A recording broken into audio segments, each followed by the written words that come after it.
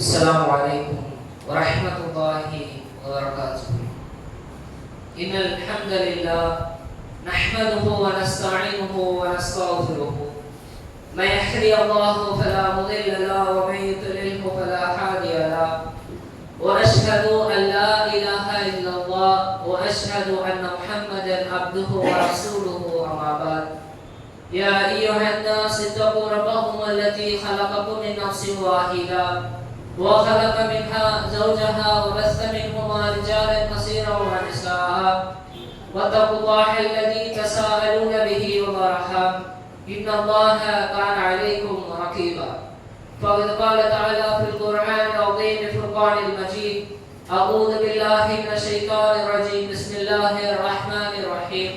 يا أيها الذين آمنوا اتقوا الله وقولوا قولا سديدا يصلح لكم أعمالكم ويغفر لكم ذنوبكم ومن يطع الله ورسوله فقد فاز فوزا عظيما. رب اشرح لي صدري ويسر لي أمري واحلل عقدة من لساني يفقهوا قولي رب زدني علما. போற்றுகின்ற புகழனைத்தும் இந்த உலகத்தை படைத்து பரிபாலிக்கும் ஏக இறைவனாகிய அல்லாஹ்வுக்கே எல்லா புகழும். ஒட்டுமொத்த முஸ்லிம் சமுதாயத்திற்கும் ஒரு அருட்படையம் அனுப்பப்பட்டு அண்ணல பெருமகனார் நபிகள் நாயகம் ஸல்லல்லாஹு அலைஹி வஸல்லம் அவர்கள் மீதும் அவர்களுடைய அடிச்சுவடுகளை அப்படியே பின்பற்றி வாழ்ந்து மரணித்த சத்திய சஹாபாக்கள் மீதும் சஹாபிய பெண்மணிகள் மீதும் குறிப்பாக அல்லாஹ் நம் மீது கடமையாக்கிய மக்ரிப் தொழுகை நிறைவேற்றிவிட்டு அவருடைய ஆலயத்திலே அவருடைய மார்க்கத்தை அதன் தூய வடிவிலே தெரிந்து கொள்ள வேண்டும் என்ற நன்னோக்கிலே இங்கே ஒன்று கொள்ளிருக்கும் நம் அனைவரின் மீது அல்லாஹ்வுடைய சாந்தியும் சமாதானமும் என்றென்றும் நின்று நிலவட்டுமாக. எல்லாம் வல்ல ஏக இறைவனின் நல்லடியார்களே, அல்லாஹ் ரப்பல் ஆலமீன் இந்த உலகத்திலே மனித சமுதாயத்தை படைத்து அவர்களை ஏன் படைத்தேன் என்பதை நோக்கத்தை அல்லாஹ் தன்னுடைய வேத புத்தகத்திலே பேசி காட்டும் பொழுது, வமா கலகத்துல் ஜின்ன வல் இன்ஸ இல்லா லியஅபுதூன், மனித சமுதாயத்தையும் ஜின் சமுதாயத்தையும் என்னை வணங்குவதற்காக தவிர வேறு எதற்காகவும் நாம் அவர்களை படைக்கவில்லை என்று அல்லாஹ் ரப்பல் ஆலமீன் அந்த வசனத்திலே பேசி காட்டுகின்றான். அப்படியே நம்முடைய தூதர் நபிகள் நாயகம் ஸல்லல்லாஹு அலைஹி வஸல்லம் அவர்களும் கூட இந்த தொழுகை குறித்து, இந்த தொழுகையை ஜமாத்தோடு தொழ வேண்டும் என்ற அந்த சிறப்புகளை குறித்தெல்லாம் அதிகமாக மக்களுக்கு எச்சரிக்கை செய்யக்கூடியவர்களாக இருந்தார்கள். ஏனென்று சொன்னால், இஸ்லாமிய மார்க்கத்தில் உள்ள 5 தூண்களில் ஒரு தூணாக இருக்கக்கூடிய இந்த தொழுகை குறித்தும், இந்த தொழுகையை ஜமாத்தோடு இமாம் ஜமாத்தோடு தொழுதால் என்ன நன்மை கிடைக்கும் என்பதனையும் அல்லாஹ்வின் தூதர் அவர்களும் அல்லாஹ்வும் சொல்லி காட்டுகின்றார்கள். அப்படி இருக்கக்கூடிய நல்ல வேளையிலே அல்லாஹ்வின் தூதர் நபிகள் நாயகம் ஸல்லல்லாஹு அலைஹி வஸல்லம் அவர்கள் சொல்லி காட்டினார்கள், நமக்கும் அந்த காஃபிர்களுக்கும் இருக்கக்கூடிய வேறுபாடு இந்த தொழுகை தான்.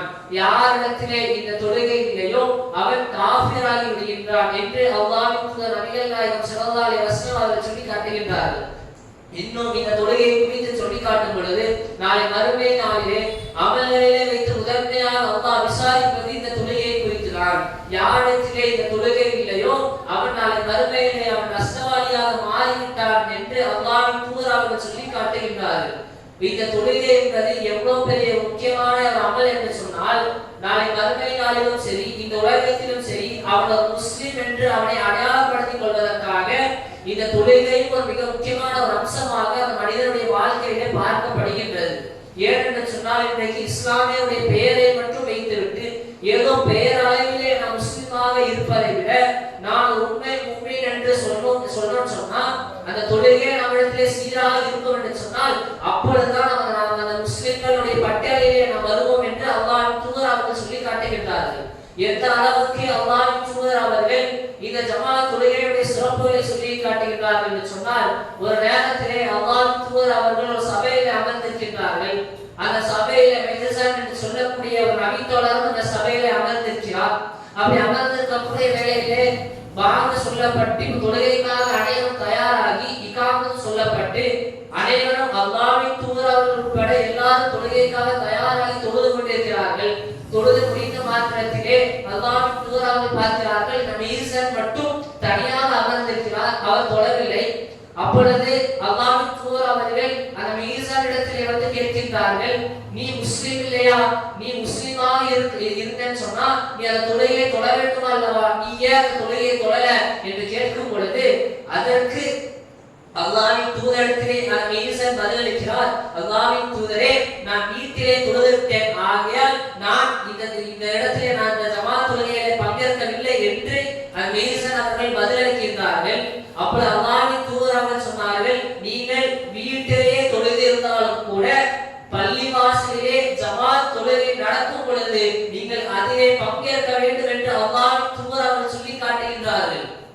அந்த ஜமாத் தொழுகையின் முக்கியத்துவத்தை எந்த அளவுக்கு அல்லாஹ்வின் தூதர் அவர்கள் சொன்னார்கள் என்று சொன்னால், நீ ஒரு முஸ்லிமாக இருக்க வேண்டும் என்று சொன்னால் நீ அந்த தொழுகையில் பங்கேற்க வேண்டும் அல்லவா? அதை விட்டு நீ தனியாக அமர்ந்து என்று சொன்னால் நீ முஸ்லிமா என்று அல்லாஹ்வின் தூதர் அவர்கள் கேள்வி கேட்கக்கூடிய அளவுக்கு அல்லாஹ்வின் தூதர் அவர்கள் கேட்கிறார்கள் சொன்னால், இன்றைக்கு அந்த ஜமாத் தொழுகை நம்மிடத்தில் எந்த அளவுக்கு இருக்கின்றது? திருமறை குர்ஆனிலே ஜமாத் தொழுகை பற்றிய எத்தனை வசனங்கள் இருந்தாலும் அத்தனை வசனங்களும் முதல் ஜமாத்தை தான் குறிப்பிட்டு சொல்லி காட்டுகின்றது. ஆனால் ஒரே ஒரு வசனம் மாத்திரம்தான் இரண்டாவது ஜமாத் போட்டுக் கொள்ளலாம் என்ற வசனம் இருக்கின்றது. ஆனால் இன்றைக்கு அதே ஒரு காரணமாக காட்டி இன்றைக்கு இருக்கக்கூடிய பெரும்பான்மையான முஸ்லிம்கள் நிலை எப்படி தெரியுமா? அந்த முதல் ஜமாத்துடைய சிறப்பை அவர்கள் அறியாமல், அந்த முக்கியத்துவத்தை அவர்கள் அறியாமல் இன்றைக்கு அந்த முதல் ஜமாத் தொழுகையை விட்டு இரண்டாவது ஜமாத் போடக்கூடிய முஸ்லிம்கள் இன்றைக்கு ஏராளமான பேர். ஒன்றும் இல்லை, இது ஒரு சாதாரண தொழுகையை நாம் எடுத்துக்கொண்டோம்னு சொன்னா அந்த தொழுகையில இமாம் 4 ரக்காத் முடிந்து 4வது ரக்காத் அத்தியாயத்திலே அமர்ந்திருப்பார். அப்படி அமர்ந்திருக்கக்கூடிய வேளையிலே ஒருவர் வருகிறார், அவர் பார்க்கிறார் இமாம் 4வது ரக்காத்தினுடைய அத்தியாயத்திலே அமர்ந்திருக்கிறார். அப்படி அமர்ந்திருக்கக்கூடிய வேளையில இன்னும் கொஞ்ச நேரத்துல இமாம் சலாம் கொடுத்துருவாரு, அதற்கு பின்பதாக நாம் இரண்டாவது ஜமாத்து போட்டுக் கொள்ளலாம் என்று சொல்லக்கூடிய முஸ்லிம்கள் இன்றைக்கு பலர். எந்த அளவுக்கு அல்லாஹ் ரப்பல் ஆலமீன் இந்த ஜமாத் தொழுகையுடைய முக்கியத்துவத்தை அல்லாஹ் சொல்லி காட்டுகின்றான் என்று சொன்னால், அந்நிசாவிலே அல்லாஹ் பேசி காட்டுகின்றான். நீங்கள் ஒரு போர்க்களத்திலே நடக்கக்கூடிய நிகழ்வை அல்லாஹ் ரப்பல் ஆலமீன் பேசி காட்டுகின்றான். எந்த அளவுக்கு இந்த ஜமாத் தொழுகையுடைய முக்கியத்துவத்தை சொல்லி காட்டுகின்றார்கள் என்று சொன்னால், நபியே, நீங்கள் அவர்களோடு நீங்கள் போர்க்களத்தில் இருக்கிறீர்கள். அப்படி இருக்கக்கூடிய வேளையிலே அதிலே ஒரு சாரார் உங்களோடு ஜமாத்து போட்டு தொழட்டும், ஒரு சாரார் ஆயுதம் ஏந்தி நிற்கட்டும் என்று அல்லாஹ் ரப்பல் ஆலமீன் பேசி காட்டுகின்றாரே. அனைவரும் ஜமாத் தொழுகையை தொழுவார்களானால் எதிரிகள் அவர்களை பகப்பாத்து விடுவார்கள், கொஞ்சம் அசைந்தாலும் அவர்கள் இவருடைய உயிரை எடுத்து விடுவார்கள். அப்படி இருக்கக்கூடிய வேளையிலே உங்களோடு இருக்கக்கூடிய 2 சாரார்களை ஒரு சாரார் உங்களோடு தொழட்டும், மற்றொரு சாரார் ஆயுதம் ஏந்தி நிற்கட்டும் என்று அந்த இடத்திலே அல்லாஹ் ரப்பல் ஆலமீன் அந்த ஜமாத் தொழுகையுடைய முக்கியத்துவத்தை சொல்லி காட்டுகின்றார்கள். அதே நேரத்திலே இந்த ஜமாத் தொழுகை எந்த அளவுக்கு ஆண்களுக்கு மிக முக்கியமான கடமை என்று சொன்னால், பெண்கள் என்று வரும் பொழுது அவர்களுக்கு ஒரு சில வேலைகள் எல்லாம் இருக்கும். ஆகவே அவர்களுக்கு ஒரு சில விதிவிலக்கு மார்க்கம் அளித்தது. ஆனால் ஆண்கள் என்று வரும் பொழுது அனைத்து ஆண்களும் பள்ளிவாசலில் தான் வந்து தொழ வேண்டும் என்று அல்லாஹ்வின் தூதர் அவர்கள் சொல்லி காட்டுகின்றார்கள். எந்த அளவுக்கு தெரியுமா? நமக்கு கண் தெரியாத ஒரு சஹாபியுடைய வரலாறுலாம் நமக்கு தெரியும் தானே. அந்த சஹாபி வருகிறார், அல்லாஹ்வின் தூதரே, என்னை பள்ளிவாசலுக்கு வழி காட்டுவதற்கு யாருமே இல்லை, கூட்டிட்டு வரக்கு யாருமே இல்லை. அப்படி இருக்கக்கூடிய வேளையிலே நான் வீட்டிலே தொழுது கொள்வதற்கு நீங்கள் எனக்கு அனுமதி தாருங்கள் என்று கேட்கும் பொழுது அதற்கு அல்லாஹ்வின் தூதர் அவர்கள் அனுமதி வழங்குகிறார்கள். அனுமதி வழங்கி சரி நீங்க வீட்டிலே தொழுது போங்க அப்படின்னு சொன்ன மாத்திரத்திலே ஒரு சில நிமிடங்களிலே பாங்கு சொல்லப்படுகின்றது. அப்பொழுது அந்த நபி தோழரை அல்லாஹ்வின் தூதர் அவர்கள் மீண்டும் அழைத்து, பாங்குடைய சத்தம் கேட்குதா? கேட்குது அல்லாஹ்வின் தூதரே என்று சொல்லும் பொழுது அதற்கு அல்லாஹ்வின் தூதர் அவர்கள் சொன்னார்கள், அப்படி இருந்தால் நீங்கள் பள்ளிவாசலுக்கு வந்து விடுங்கள் என்று அல்லாஹ்வின் தூதர் அவர்கள் கண் தெரியாத சஹாபிக்கே அந்த தொழுகையுடைய முக்கியத்துவத்தை சொல்றாங்கன்னு சொன்னா, இன்னைக்கு நமக்கு கண் தெரிந்தும் நடப்பதற்கு கால்கள் நல்லாக இருந்தும் இன்றைக்கு அந்த ஜமாத் தொழுகைக்கு முடக்கு போட்டு விட்டு அலட்சிய போக்கிலே இரண்டாவது ஜமாத் போட்டு விட்டு இன்னும் சொல்ல போனால் வீட்டிலே தொழக்கூடிய முஸ்லிம்கள் இன்றைக்கு ஏராளம். எந்த அளவுக்கு என்று சொன்னால் அல்லாஹ்வின் தூதர் அவர்கள் சொன்னார்கள், பள்ளிவாசலிலே பாங்கு தருவதற்கு ஒருவரை நியமித்து இகாமத் தருவதற்கு ஒருவரை நியமித்து அதற்கு பின்பதாக அந்த அவகாசம் கொடுத்தும் யாரெல்லாம் பள்ளிவாசலுக்கு வந்து அந்த தொழுகையை தொழாமல் வீட்டிலே இருந்து அந்த தொழுகையை தொழுது கொண்டிருக்கிறார்களோ அல்லது வீட்டிலே உறங்கிக் கொண்டிருக்கின்றார்களோ அவர்களை வீட்டோடு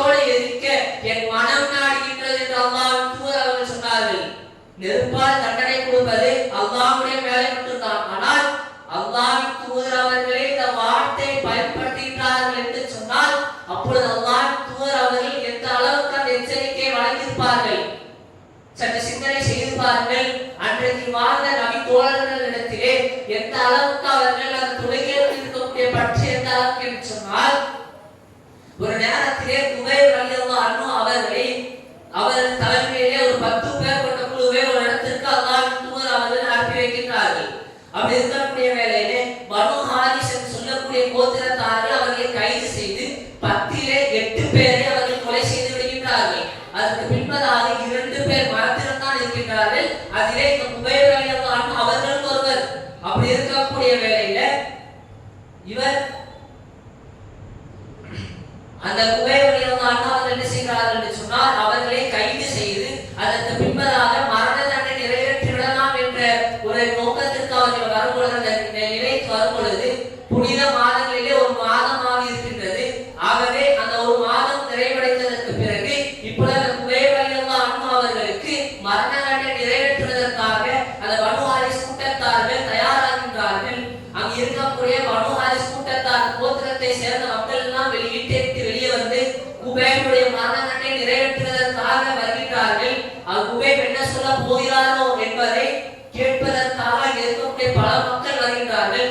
அப்படி வரக்கூடிய நேரத்திலே பனு ஹாரிஸ் கூட்டத்தாரிலே ஒருவர் கேட்கிறார், குபைரே, உங்களுக்கு ஏதாவது கடைசி ஆசை ஏதாவது இருக்கிறதா, இல்லனா நீங்க ஏதாவது யார்கிட்ட பேசணுமா என்று கேட்கும் பொழுது அவர் சொல்றார், அந்த மரண தருவாயிலும் அவர் சொல்லக்கூடிய பதிலை பாருங்கள், 2 ரக்காத் தொழுவதற்கு நீங்க அனுமதி தாருங்களே என்று கேட்கும் பொழுது இப்ப அனுமதி வழங்கப்பட்டு அந்த மரண தண்டனை நிறைவேற்றுவதற்காக அவர்கள் தயாராக இருக்கும் பொழுது ஒரு சில மணித்துளிகள் தான் இருக்கின்றது.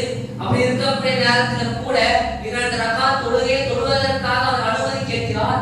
அனுமதி வழங்கப்படுகின்றது. அதற்கு பின்னதாக அந்த 2 ரக்காத் தொழுகையை அவர் தொழுது விட்டு விரைவாக தொழுவதற்கு சொன்னார்கள், எதிரிகளை தெரிந்து கொள்ளுங்கள், எனக்கும் என்னுடைய இறைவனுக்கும் இந்த தொழுகையை நீட்டி தொழுவதுதான் பிடிக்கும். அப்படி இருக்கக்கூடிய வேளையிலே நான் ஏன் இந்த தொழுகையை மிக விரைவாக முடித்து விட்டேன் தெரியுமா? எதிரிகளாக இருக்கக்கூடிய நீங்கள் குபைர் அவர்கள் மரணத்திற்கு அஞ்சிதான் தொழுகையை நீட்டிக் கொண்டிருக்கிறார்கள் என்று எதிரிகளாக இருக்கக்கூடிய நீங்கள் வசைபாடிவிடக் கூடாது என்ற ஒரே ஒரு காரணத்திற்காக மட்டும்தான் நான் அந்த தொழுகையை மிக விரைவாக தொழுது விட்டேன் என்று குபைர் ரலியல்லாஹு அன்ஹு அவர்கள் சொல்கிறார்கள் என்று சொன்னால், அந்த மரண தருவாயிலும் கூட அவர்கள் அந்த தொழுகையை நிறைவேற்ற வேண்டும் என்ற அந்த எண்ணம் அவர்களுக்கு இருந்தது. ஆனால் இன்றைக்கு நமக்கு அப்படிப்பட்ட நிலையெல்லாம் ஒன்று கிடையாது. சர்வ சாதாரணமாக இவரை தொழுகை மிக எளிதாக தொழுதுவிட்டு சென்றுவிடலாம்.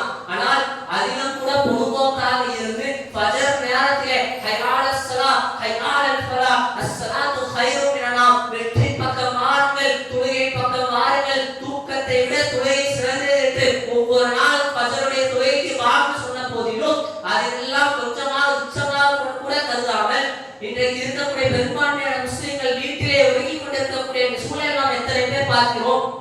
இன்னும் சொல்ல போனா அல்லாஹ்வின் தூதர் அவர்கள் சொல்றாங்க, ஒரு முனாஃபிக்குக்கும் ஒரு நயவஞ்சகனுக்கும் ஒரு தொழுகை கஷ்டமான தொழுகை இருக்கும் என்று சொன்னால் அது ஃபஜருடைய தொழுகையும் ஐஷாவுடைய தொழுகையும் தான் என்று அல்லாஹ்வின் தூதர் அவர்கள் சொல்லி காட்டுகிறார்கள். இறுதியாக ஒரே ஒரு சம்பவத்தை மட்டும் இந்த இடத்திலே பதிவு செய்கின்ற ஒரே நிறைவு செய்கின்றேன்.